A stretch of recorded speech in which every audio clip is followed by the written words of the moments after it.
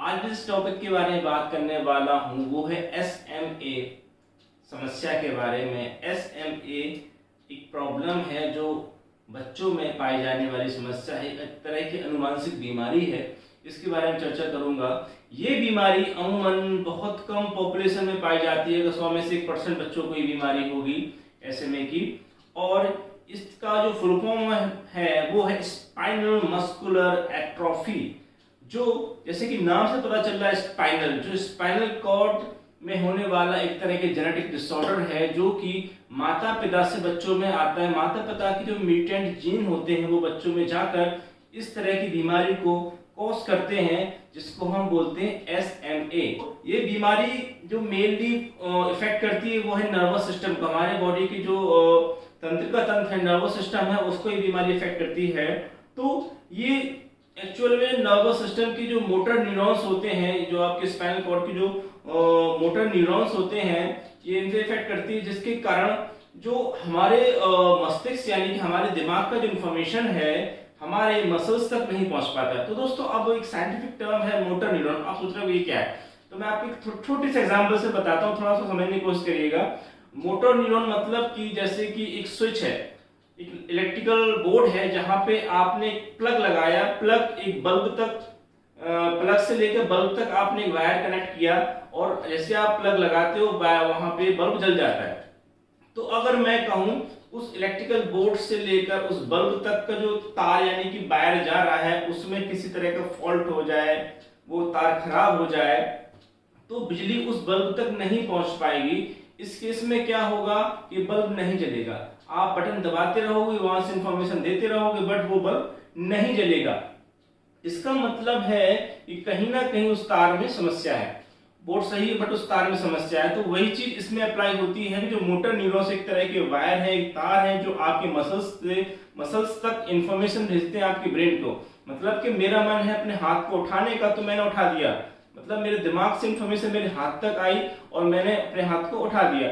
अब SMA जो problem जिन बच्चों में पाई जाती है वो उस तरह की प्रतिक्रिया दिमाग की उनकी मसल्स यानी कि मसल्स तक नहीं पहुंच पाती। तो वो उनके अंदर क्या होगा, वो बैठ नहीं पाएंगे, चल नहीं पाएंगे, अपनी गर्दन को सीधी नहीं कर पाएंगे, झुक नहीं पाएंगे, वो घुटनों से घुटने उनके नहीं मुड़ पाएंगे, रेंग रेंग के चलेंगे वो। मतलब कि जो बॉडी को पूरा कंट्रोल करने वाले मोटर न्यूरॉन्स हैं जो ब्रेन से इंफॉर्मेशन भेजते हैं, वो इंफॉर्मेशन आपके बॉडी के दूसरे पार्ट्स तक नहीं पहुंच पाएगी, आपकी मसल्स तक नहीं पहुंच पाएगी और आप बॉडी के बच्चे क्या होगा, बॉडी के पार्ट्स मूवमेंट नहीं कर पाएगा। जैसे कि मसल्स, हम सांस ले रहे हैं तो मसल से भी ले रहे हैं ना, खाना खा रहे हैं तो वही मसल से खा रहे हैं, तो वो चीजें भी इफेक्ट होगी। मतलब बच्चा तरीके से सांस नहीं ले पाएगा, तरीके से खाना नहीं खा पाएगा, खाने को निगल नहीं पाएगा, तो ये सारी चीजें इफेक्ट होंगी।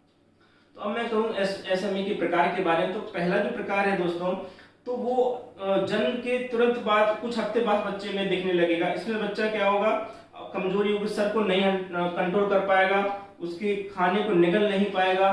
तो ये टाइप 1 था। और टाइप 2 में क्या होगा, बच्चे के जन्म के 3 वर्ष बाद ये इस तरह के सिम्टम्स देखने को मिलते हैं। इसमें क्या होता है, बच्चा एक जगह पे बैठ तो जाएगा बट वो समझ नहीं पाएगा, वो अपने से भी नहीं बैठ पाएगा। आपको बैठा दो तो बैठा रहेगा बट वो अपने से नहीं बैठ पाएगा।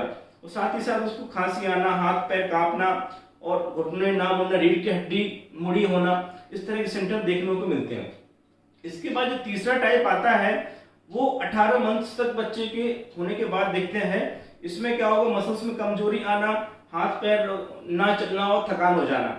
और उसके बाद अब मैं आपसे बात करता हूँ इसके इलाज के बारे में। तो दोस्तों मैं बता दें, थोड़ी दुख की बात है कि अभी तक इस बीमारी का कोई भी इलाज मेडिकल साइंस में नहीं अवेलेबल हो पाया है, बट हम एक तरह की निगरानी कर सकते हैं बच्चे की। तो उसमें पहला क्या कर सकते हैं, फिजियोथेरेपी। हम बच्चों को फिजियोथेरेपिस्ट के पास ले जाके उस शरीर की मालिश या उसकी नर्व्स को की मालिश होगी, और फिजियोथेरेपी की जो इंस्ट्रूमेंट होते हैं उसके थ्रू बच्चे को नर्व्स को दुरुस्त किया जाएगा, जिससे कि शायद वो रिवाइव कर जाए और बच्चा ठीक हो जाए। इसके बाद ऐसे में जो बच्चा इससे ग्रसित होता है वो खाना निगलने में, ऐसा पहले ही बताया, खाना नहीं निकल पाता, उस केस में उसको फूड ट्यूब से, जो कि नोज से होती है, उसके गट तक यानी उसके पेट तक जाएगी और खाने को ट्यूब के जरिए दिया जाएगा, बच्चे को न्यूट्रिशन मिलता है। इसके बाद उसको क्या होता है कि उसको फेफड़ों में यानी कि उसकी लंग्स में इन्फेक्शन बहुत जल्दी होता है। तो उस केस में बच्चे को एंटीबायोटिक देनी पड़ेगी, एंटीबायोटिक समय समय पे देनी पड़ेगी, तो जिससे क्या होगा, बच्चे इन्फेक्शन से बचा रहेगा।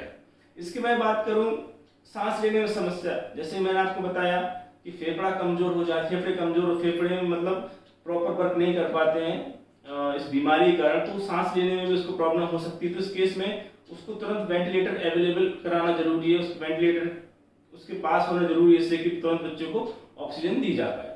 इसके बाद रीढ़ की हड्डी मुड़ जाती है बच्चे की, तो वो बहुत ही ज्यादा क्रिटिकल हो जाता है उसके लिए।